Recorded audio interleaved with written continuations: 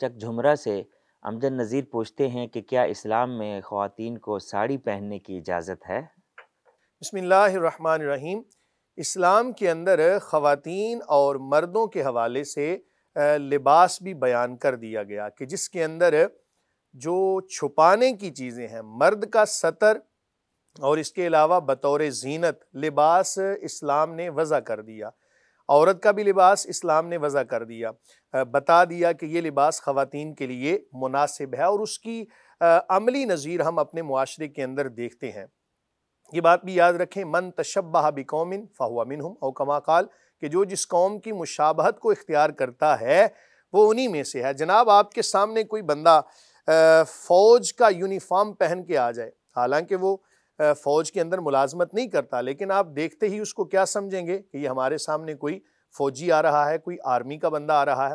اگر کوئی بندہ ظاہری وضع قطع ایسی بنا لیتا ہے، سر پہ امامہ شریف سجا لیتا ہے اور جبہ پہن لیتا ہے، اسی طرح داڑھی شریف رکھ لیتا ہے، بھلے سے اس کے اندر وہ ایسی کوالٹیز موجود نہ بھی ہوں، تب بھی ہم سمجھیں گے کہ یہ سامنے جو بندہ آ رہا ہے یہ عالم دین ہے۔ اسی طرح اللہ حاضل قیاس پولیس کی وردی کوئی پہن لے تو آپ سمجھیں گے پولیس والا ہے۔ تو جو جس طرح کا لباس پہنتا ہے غالب گمان یہی جاتا ہے کہ یہ وہی ہے۔ اب ظاہر ہے یہ ساڑی کا پہننا یہ کوئی مہذب لباس نہیں ہے، اس کے اندر جسم کے خد و خال بھی ظاہر ہوتے ہیں۔ جو مروجہ ساڑی ہے اس کے اندر پیٹ بھی ظاہر ہوتا ہے اور بازو بھی ظاہر ہے، اسی طرح بالکل واضح ہوں گے۔ تو یہ لباس جب کسی ایسی قوم کا بن جائے تو اس سے بچنا بہرحال بہتر ہے، اور جس لباس کو پہننے کے بعد اعضاء واضح ہوں خواتین کے، پتہ چلے کہ فلاں عضو اس طرح کا ہے، تو ایسا لباس خواتین کے لیے اسلام نے مشروع قرار نہیں دیا، اس سے اجتناب ضروری ہے۔ اگر ایسی ساڑی ہو، آپ اگر ایجاد کر لیں ایسی ساڑی کہ جس کے اندر تمام اعضاء چھپ جائیں، جو خواتین کو چھپانے کا حکم ہے، تو اس کی اجازت ہے، اس کے علاوہ اس کی شرعاً اجازت نہیں ہوگی۔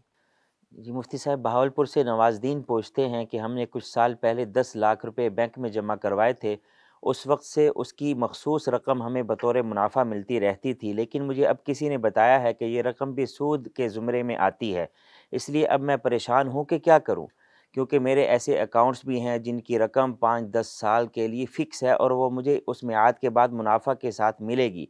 اس حوالے سے رہنمائی فرمائیں، مجھے کیا کرنا چاہیے؟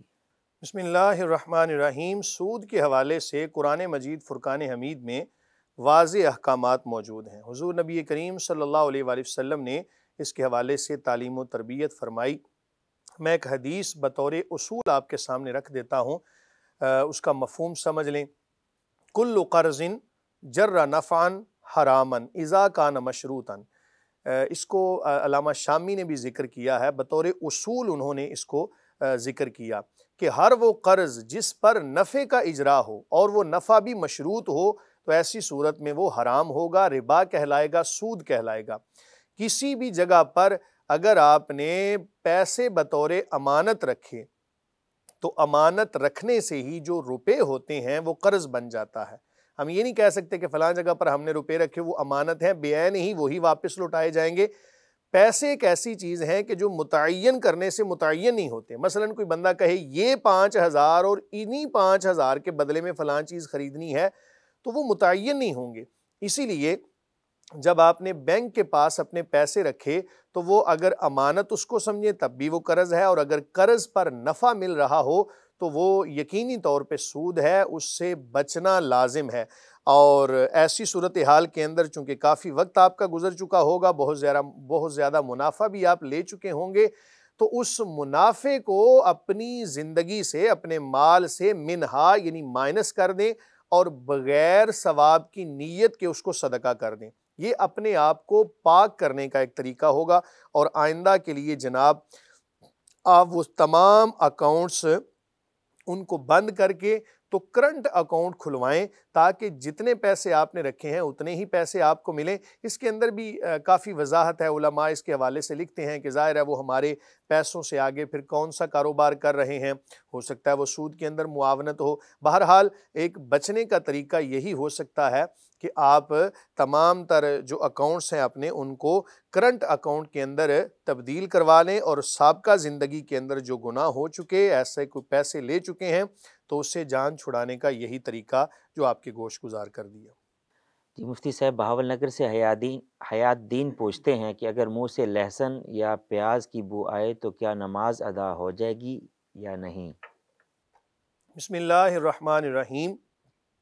ہر وہ چیز کہ جو سمیل چھوڑے، بدبو پیدا کرے اور اس سے دوسرے لوگ پریشان ہوں، چاہے وہ لہسن کی سمیل ہو یا پیاز کی سمیل ہو، سگریٹ کی ہو، نسوار کی ہو، کوئی بھی کام جو آپ کرتے ہیں اس حوالے سے آپ کے کپڑوں سے جو سمیل آ رہی ہے جس کی وجہ سے دوسرے لوگوں کو تکلیف ہوتی ہو، ایسی چیزیں کھا کر استعمال کر کے نماز پڑھنا جائز نہیں ہوگا، نماز مکروہ ہوگی۔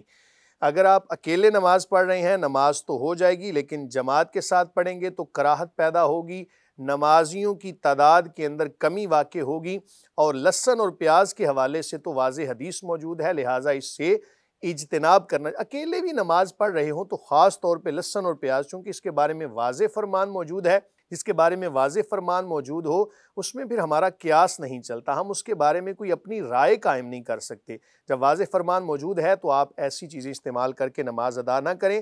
ہاں، حضور صلی اللہ علیہ وسلم فرماتے ہیں، جس کا مفہوم ہے کہ ان کو اگر پکا لیا جائے، پیاز کو یا لہسن کو پکا لیا جائے تو ایسی صورت میں اس میں کوئی کراہت نہیں پائی جاتی۔ اس دور میں لہسن اور پیاز کی بدبو عام طور پہ نہیں آتی، بہت کم ہوتا ہے کہ کسی کے منہ سے آئے، مگر سگریٹ کی بو آ رہی ہوتی ہے، کیا اس سے نماز ادا ہو جائے گی؟ نماز تو ادا ہو جائے گی، ہم چونکہ اس میں قیاس کریں گے نا، نماز تو ادا ہو جائے گی لیکن بہرحال کراہت کے ساتھ۔ کوئی بھی چیز جو منہ میں اسمیل پیدا کرتی ہو یا جسم میں تو اس سے اجتناب کرنا ضروری ہے، اس کے اندر کراہت بہرحال ضرور ہوگی، مکروہ ضرور ہوگا یہ۔ ٹھیک ہو گیا۔ جی مفتی صاحب کراچی سے نبیل راس پوچھتے ہیں کہ اگر ماں اور بیوی میں جھگڑا ہو جائے تو شوہر کو کس کی حمایت کرنی چاہیے؟ یعنی اگر ماں کی غلطی ہو اور ماں کو احترام سے احساس دلائے تو کیا بیٹا ساس بہو کے جھگڑے میں ماں کا نافرمان تو نہیں کہلائے گا؟ اس بارے میں شرعاً کیا حکم ہے؟ بسم اللہ الرحمن الرحیم۔ ساس اور بہو کا جھگڑا یہ میرا خیال ہے کہ شروع سے ہی چلا آ رہا ہے اور شاید اس کے بعد بھی چلتا رہے، تو خاص طور پہ ایک مرد کے لیے اس وقت کے اندر فیصلہ کرنا بہت مشکل ہو جاتا ہے۔ یہ واقعی ہر گھر کا مسئلہ ہے، اس کے اندر ہمیں بہرحال سوچنے کی اور تعلیمات اسلامیہ کے قریب آنے کی بے حد ضرورت ہے۔ والدہ کو بھی تعلیمات اسلامیہ سے آراستہ کیا جائے، ان کو پڑھائی جائے وہ چیزیں کہ جو حقوق اللہ اور حقوق العباد کے ساتھ تعلق رکھتی ہیں، خاص طور پہ بیٹیوں کے حوالے سے، بہو کے حوالے سے، اور بہو کو بھی سمجھایا جائے کہ ماں کا ادب اور احترام کیا ہوتا ہے۔ بیٹا بہرحال اس صورت کے اندر تمام تر معاملات کو دیکھے،